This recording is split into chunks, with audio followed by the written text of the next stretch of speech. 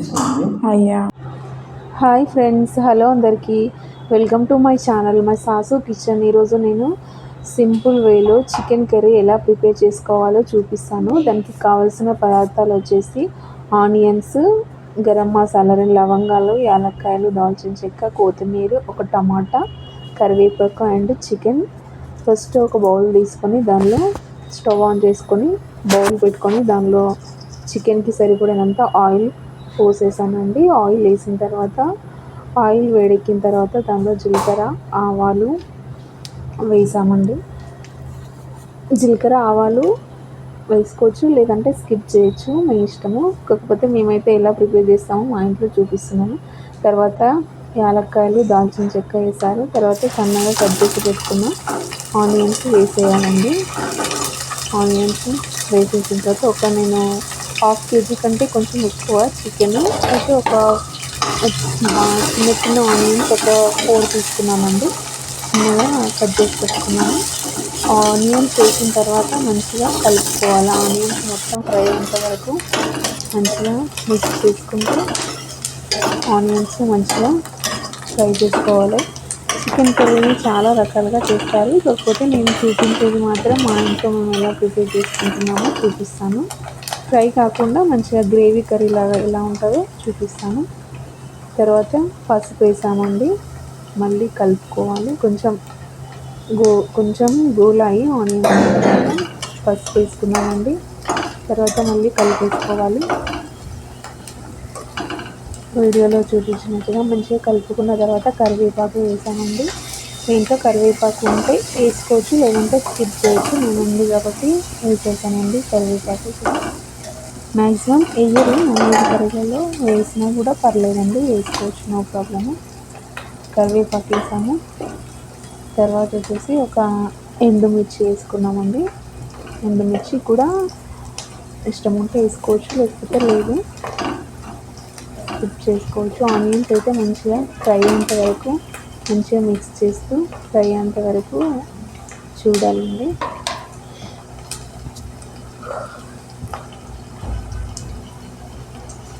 Onions మంచిగా fry అయిన తర్వాత అల్లం వెల్లుల్లి పేస్ట్ వేసేస్తామండి. మనం ఆ అల్లం వెల్లుల్లి పేస్ట్ ఎంత నాన్ వెజ్ కర్రీలో ఎంత ఎక్కువగా వేసుకుంటే టేస్ట్ అంతా బాగుంటుందండి.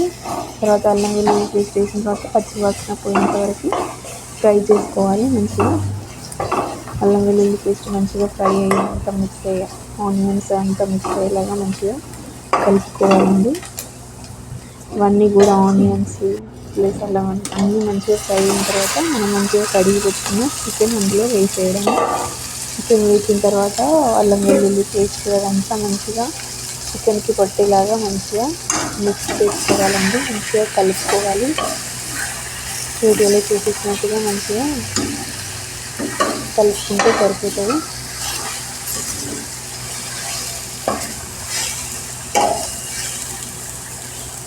మంచిగా మిక్స్ చేసుకొని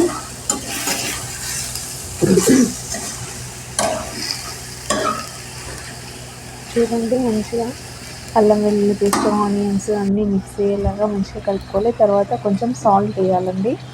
రుచికి సరిపడినంత కాకుండా కొంచెం సాల్ట్ వేసేసి మనం ఉంచితే సాల్ట్ అనేది చికెన్ కర్రీకి పట్టుకొని టేస్ట్ మంచిగా వస్తుంది, మంచిగా బాగుంటుంది. సాల్ట్ అంతా చికెన్కి పట్టుకొని మనం తినేటప్పుడు మంచి టేస్టీగా ఉంటుంది అన్నట్టు చికెన్. ఇంకా మళ్ళీ సాల్ట్ మిక్స్ అయ్యేలాగా కలుపుకోవాలండి.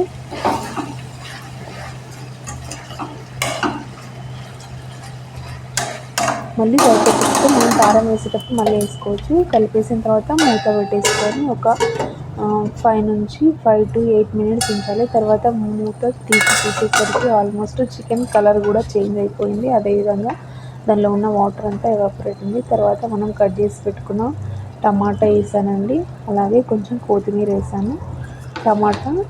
టమాటా ఉంటే వేసుకోవచ్చు, లేకుండా కూడా చేస్తారు. కాకపోతే సమ్మర్ కాబట్టి మనం టమాటాలు వేస్తే కొంచెం గ్రేవీ వస్తుంది, అలాగే కర్రీ కూడా తొందర పాడవకుండా ఉంటుంది. వేసేసుకొని మళ్ళీ మూత పెట్టుకొని మూత తీసి చూస్తే చికెన్లో ఉన్న వాటర్ అంతా బయటకు వచ్చేసి, అలాగే సాల్ట్ వేసాం కదా, అంతా చికెన్ మంచిగా ఉడుకుతుంది చూడండి. తర్వాత మనం రుచికి సరిపడినంత కారం అంటే ఎక్కువగా తినేవాళ్ళు ఎక్కువ వేసుకోవచ్చు, తక్కువ తినేవాళ్ళు తక్కువ వేసుకోవచ్చు అండి. రుచికి సరిపడినంత కారం వేసుకుంటున్నామండి. కారం వేసిన తర్వాత మేము కొంచెం ఎక్కువనే తింటామండి కారం, అందుకని 3 టేబుల్ స్పూన్స్ వరకు వేసాము.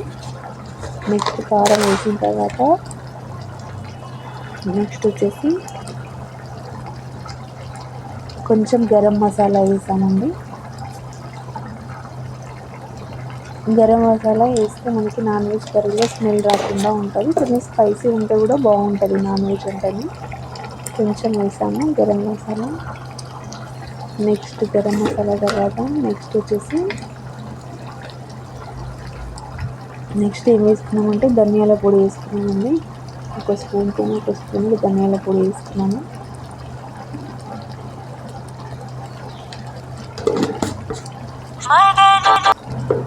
ధనియాల పొడి వేసుకున్నాము. తర్వాత అవన్నీ కూడా మంచిగా నెక్స్ట్ వచ్చేసి కుడక పొడి వేసుకున్నామండి. ఒక 2 టేబుల్ స్పూన్స్ వరకు. అప్పుడే యాక్చువల్గా లేకుండే, అందుకే అప్పుడే దానికి సరిపోయాక మిక్సీ వేసుకున్నారంటే కుడక పొడి కూడా వేసుకొని కుడక పొడి వేసుకుంటే మంచి గ్రేవీ వస్తుంది కర్రీలో. అదేవిధంగా మనకి టేస్ట్ కూడా చాలా బాగుంటుంది. మటన్లో కానీ చికెన్లో కానీ కుడక పొడి వేస్తే చాలా బాగుంటుందండి. అవన్నీ మిక్స్ అయ్యేలాగా మంచిగా ముక్కకి పట్టుకునేలాగా మంచిగా కలుపుకొని తర్వాత మూత పెట్టేసుకోవాలండి. తర్వాత ఒక 10 మినిట్స్ ఉడికించుకోవాలి. తర్వాత తీసి చూస్తే ఇలా ఉంది.